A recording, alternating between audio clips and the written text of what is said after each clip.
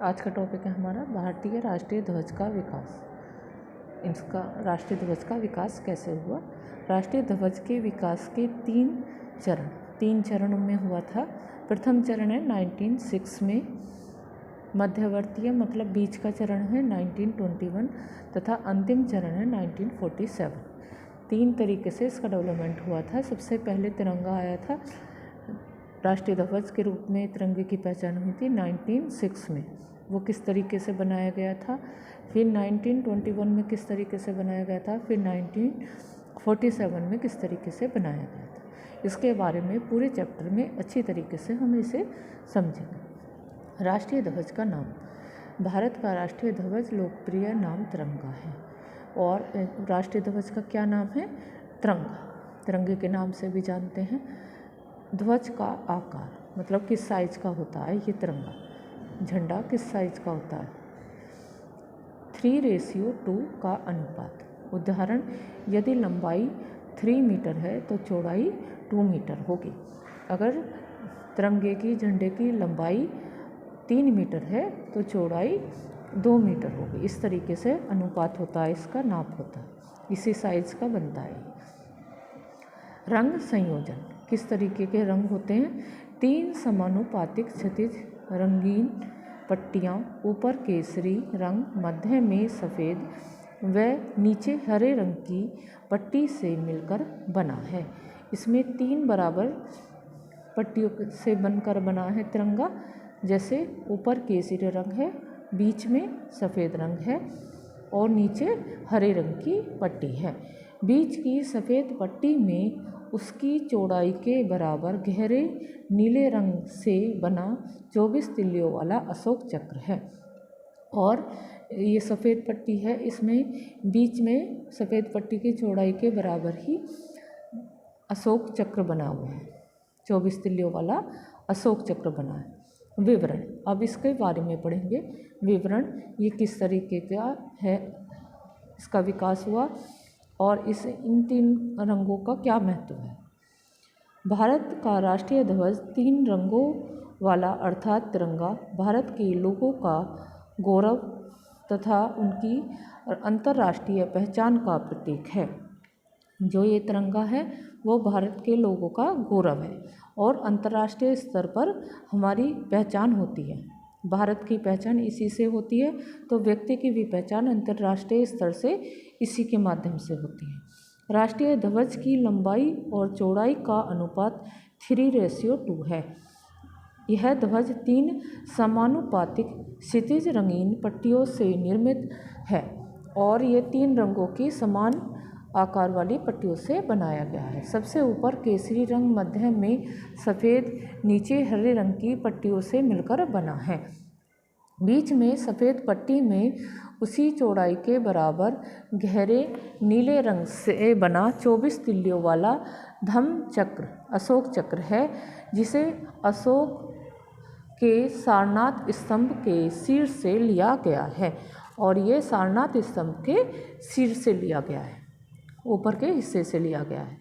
राष्ट्रीय ध्वज में प्रयुक्त सभी रंग पट्टियों व चक्र का एक प्रतीकात्मक अर्थ है। और जो ये 3 पट्टियाँ बनाई गई हैं इनका एक प्रतीकात्मक अर्थ है। जैसे भारतीय केसरी रंग किसका प्रतीक है? साहस व बलिदान का प्रतीक है। सफ़ेद रंग सच्चाई, सत्य व शांति का प्रतीक है, जबकि हरा रंग समृद्धि व खुशहाली का प्रतीक है। इसी तरह 24 घंटे दिन रात धर्म के मार्ग पर निर्भर व निरंतर चलते हुए प्रगति के पथ पर आगे बढ़ते रहना है तथा देश को विकास की चरम ऊंचाइयों पर पहुंचाना है। इस भावना के साथ धम्म चक्र अशोक चक्र को ध्वज के मध्य भाग में स्थान दिया गया है। चक्र में 24 तिल्लियाँ 24 घंटों दिन रात को अभिव्यक्त करती हैं। अब इसमें इस पैराग्राफ में प्रतीकात्मक अर्थ था, वो आपको समझ आ गया होगा। जैसे केसरी रंग किसका प्रतीक है? साहस और बलिदान का। सफ़ेद रंग किसका प्रतीक है? शांति और सत्य का प्रतीक है। हरा रंग किसका प्रतीक है? समृद्धि और खुशहाली का प्रतीक है। और जो ये चक्र बनाया गया है ये किसका प्रतीक है? दिन रात 24 घंटे का प्रतीक है। और ये मैसेज देता है कि हम अपने देश के विकास के लिए 24 घंटे प्रयासरत रहें, प्रगति करने के लिए प्रयास करते रहें। ये मैसेज हो गए, प्रतीकात्मक अर्थ हो गए। ध्वज के इस रूप को भारत के लोगों की भावनाएं, राजनीतिक व सामाजिक आकांक्षाओं तथा स्वतंत्रता के लिए संघर्षरत आंदोलनकारियों की चाहतों को ध्यान में रखते हुए गहन विचार विमर्श के बाद जो भी ये वो बनाया गया था, तिरंगा बनाया गया था, इसमें सभी की भावनाओं को ध्यान में रखकर बनाया गया था। आंदोलनकारियों के संघर्ष को ध्यान में रखकर बनाया गया था। और इसकी मान्यता कब मिली थी? भारतीय संविधान सभा ने 22 जुलाई 1947 22 जुलाई 1947 ईस्वी को भारतीय राष्ट्रीय ध्वज के रूप में स्वीकृति दे दी। ये भारतीय संविधान द्वारा कब स्वीकृति मिली इसे, राष्ट्रीय ध्वज को? 22 जुलाई 1947। 15 अगस्त 1947 ईस्वी को जब देश स्वतंत्र हुआ तो राष्ट्रीय ध्वज के रूप में इसे दिल्ली के लाल किले की प्राचीर पर फहरा दिया गया। और जब भारत आज़ाद हुआ था, देश आज़ाद हुआ था 15 अगस्त 1947 ईस्वी को इसे लाल किले की प्राचीर पर फहरा दिया गया। और मान्यता कब मिली थी? 22 जुलाई 1947। तब से राष्ट्रीय महत्व के विभिन्न अवसरों व सरकारी भवनों पर फहराने की परंपरा चली आ रही है। और ये पहली बार जब फहराया गया था 15 अगस्त 1947 ईस्वी में, तब से आज तक इसे फहराने की परंपरा चली आ रही है सरकारी भवनों पर और विभिन्न अवसरों पर। इसे फहराने के लिए भारतीय नागरिकों को संवैधानिक अधिकार प्राप्त है और सभी भारतीय नागरिकों को इसे फहराने का अधिकार है, लेकिन उसके लिए कुछ शर्तें हैं और दिशा निर्देश दिए गए, कुछ गाइडलाइंस दी गई हैं कि उस गाइडलाइंस को ध्यान में रखते हुए, उन शर्तों को ध्यान में रखते हुए कोई भी अपने राष्ट्रीय ध्वज को फहरा सकता है। ऐसा नहीं है कि राष्ट्रीय ध्वज को अचानक ही संविधान सभा के समक्ष लाया गया, विचार विमर्श हुआ और उसे स्वीकृति दे दी, बल्कि उसके विकास के पीछे लंबा इतिहास है जो कि इस प्रकार है। और ऐसा ही नहीं है कि राष्ट्रीय ध्वज अचानक से बना दिया और उससे स्वीकृति मिल गई। इसका एक लंबा इतिहास है। अब इसके इतिहास के बारे में पढ़ेंगे, डेवलपमेंट के बारे में। पहले ही चैप्टर में स्टार्टिंग में मैंने बताया था, सबसे पहले डेवलपमेंट हुआ था 1906 में। अब 1906 के बारे में पढ़ेंगे। हिंदू मुस्लिम एकता को भंग करने के उद्देश्य से 1905 ईस्वी में बंगाल का विभाजन ब्रिटिश शासकों की सोची समझी चाल थी। हिंदू और मुस्लिम एकता को भंग करने के लिए ब्रिटिश सरकार ने 1905 ईस्वी में बंगाल का विभाजन कर दिया था कि हिंदू मुस्लिम एक ना रहें, उनमें फूट डालने के लिए बंगाल का विभाजन किया गया। इसके विरुद्ध पूरे बंगाल में तथा अखिल भारतीय स्तर पर क्रांतिकारी आंदोलन तेज हो गए और इसके विरोध में पूरे बंगाल में और अखिल भारतीय स्तर पर क्रांतिकारी आंदोलन बहुत ज़्यादा तेज हो गए। कलकत्ता के पारसी बागान स्क्वायर, एक पार्क का नाम है स्क्वायर, में 7 अगस्त 1906 ईस्वी में कांग्रेस की एक सभा की गई थी। 1906 में 7 अगस्त 1906 में एक कांग्रेस की सभा हुई थी। किस में हुई थी? पार्क में। पार्क का नाम था पारसी बागान स्क्वायर। यहीं पर भारतीय लोगों की भावनाओं को व्यक्त करता एक ध्वज, जिसे पहला राष्ट्रीय ध्वज कहा जा सकता है, फहराया गया। और पहला राष्ट्रीय ध्वज फहराया गया था भारतीय भावनाओं को व्यक्त करता हुआ। एक ध्वज फहराया गया, उसे ही हम राष्ट्रीय ध्वज के नाम से जान सकते हैं। उसमें हरे, पीले व लाल रंग की 3 क्षितिज समानुपाती पट्टियाँ थीं और उसमें 3 रंग की बराबर पट्टियाँ बनाई गई थी। जैसे अब के तिरंगे में हैं 3 बराबर पट्टियाँ। शीर्ष पर हरी पट्टियाँ में 8 सफ़ेद कमल पर सीधे अंकित किए गए थे और हरी पट्टी में 8 कमल के एक सीध में एक लाइन में फूल बनाए गए थे। ये कमल के फूल हैं, 8 फूल हैं और हरे रंग की पट्टी में सीधे एक लाइन में बनाए गए थे।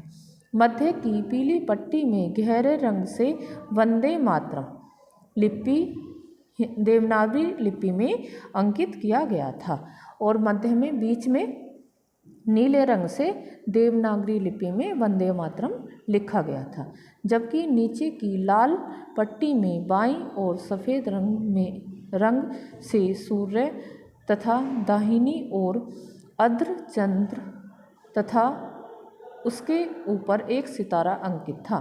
और इसमें लाल रंग की पट्टी में एक आधा चांद बनाया गया था, अर्धचंद्र बनाया गया था और उसके ऊपर एक सितारा बनाया गया था। इधर की साइड सूरज बनाया गया था। ये भी सफ़ेद रंग से बनाया गया था। तो ये कब आया था? 7 अगस्त 1906 में कांग्रेस के एक अधिवेशन में इसे राष्ट्रीय ध्वज के रूप में फहराया गया था। ये 3 समानुपाती आकार की 3 पट्टियों में बना था। ऊपर हरे रंग की पट्टी, बीच में पीले रंग की पट्टी और नीचे लाल रंग की पट्टी। हरे रंग की पट्टी में 8 कमल के पुष्प बनाए गए थे सीधी लाइन में और नीले रंग से पीले रंग की पट्टी में नीले रंग से वंदे मातरम लिखा गया था देवनागरी लिपि में। लाल रंग की पट्टी में एक सूरज बनाया गया था, एक अर्धचंद्र बनाया गया था, आधा चांद और उसके ऊपर एक सितारा बनाया गया था। अब दूसरे तिरंगे के बारे में पढ़ेंगे जो 1921 ईस्वी में आया था। दूसरा ध्वज 1921 ईस्वी में भारतीय राष्ट्रीय कांग्रेस के विजयवाड़ा अधिवेशन के दौरान आंध्र प्रदेश के एक उत्साही युवक पिंगली वकेया ने तैयार करके अधिवेशन के संचालक मोहनदास करमचंद गांधी को सौंपा था। और 1921 ईस्वी में कांग्रेस की एक सभा चल रही थी, विजयवाड़ा अधिवेशन चलाया जा रहा था आंध्र प्रदेश में। तो उसके संचालक थे मोहनदास करमचंद गांधी और उन्हीं को एक उत्साही युवक ने भेंट की थी। युवक का नाम था पिंगली वकेया। यह ध्वज 2 क्षितिज हरी व लाल पट्टियों से बनाया गया और जो ये ध्वज दिया गया था वो 2 रंग की क्षितिज बराबर पट्टियों में बांटा गया था, जैसे हरे रंग की पट्टी और लाल रंग की पट्टी, तथा मध्य में गांधी चरखा अंकित था और उसके बीच में गांधी जी का चरखा बनाया गया था। हरी पट्टी मुस्लिम संप्रदाय का प्रतिनिधित्व करती थी और जो हरे रंग की पट्टी बनाई गई थी वो मुस्लिम धर्म को प्रतिनिधित्व करते हुए दिखाई गई थी तथा लाल पट्टी हिंदुओं का प्रतिनिधित्व करती हुई दिखाई गई थी। जबकि चरखा क्रांतिकारियों का प्रतीक चिन्ह था और चरखा क्या था? क्रांतिकारियों का प्रतीक चिन्ह था। ये भेंट की गई थी गांधी जी को, लेकिन गांधी जी इस झंडे को देखकर प्रसन्न हुए थे। फिर उन्होंने सलाह दी थी कि इसमें एक रंग और डाला जाए, सफ़ेद रंग और डाला जाए। गांधी जी ने इस ध्वज को देखकर प्रसन्नता व्यक्त की। साथ ही ध्वज के बीच में सफ़ेद पट्टियाँ और उसके नीले रंग में चरखा बनाने की सलाह दी और उसमें एक सफ़ेद रंग की पट्टी और ऐड करने के लिए कहा कि सफ़ेद रंग की पट्टी और ऐड करो और नीले रंग का चरखा बना। सफ़ेद पट्टी भारत में रह रहे अन्य समुदायों का प्रतिनिधित्व करती थी। हिंदू के लिए उन्होंने लाल रंग बनाया था और मुस्लिम के लिए हरा रंग बनाया था। तो गांधी जी की सलाह से सफ़ेद रंग अन्य समुदायों के लिए भी इस तिरंगे में रखा गया, इस राष्ट्रीय ध्वज में रखा गया। और जबकि चरखा उन्नति का द्योतक था और चरखा क्या था? प्रगति का द्योतक था, उन्नति का द्योतक था। इस तरह गांधी जी की स्वीकृत यह ध्वज भारतीय राष्ट्रीय कांग्रेस के विभिन्न अवसरों पर फहराया जाने लगा। और जो ये ध्वज बनाया गया कांग्रेस के विभिन्न अधिवेशनों में विभिन्न अवसरों पर फहराया जाने लगा, क्योंकि ये गांधी जी ने स्वीकार कर लिया था। यद्यपि अखिल भारतीय कांग्रेस समिति ने इसे औपचारिक मान्यता नहीं दी थी, लेकिन अखिल भारतीय कांग्रेस समिति द्वारा इसे कोई मान्यता प्राप्त नहीं थी। केवल कुछ अवसरों पर कांग्रेस द्वारा यह फहराया जा रहा था। यद्यपि यह ध्वज तब तक भारत का राष्ट्रीय ध्वज बना रहा जब तक कि भारतीय संविधान सभा ने इसके नए प्रारूप को संवैधानिक स्वीकृति नहीं प्रदान की। तब तक ये राष्ट्रीय ध्वज के रूप में फहराया जाता रहा जब तक कि भारतीय संविधान ने नए प्रारूप को स्वीकृति नहीं दी थी। नए प्रारूप को स्वीकृति कब दी गई थी? नए प्रारूप को स्वीकृति दी गई थी 22 जुलाई 1947 और 15 अगस्त को ये फहराया गया था। ये चैप्टर कंप्लीट हो गया। चैनल के प्लेलिस्ट में आपके सिलेबस से रिलेटेड सारी वीडियोस के लिंक मिल जाएंगे।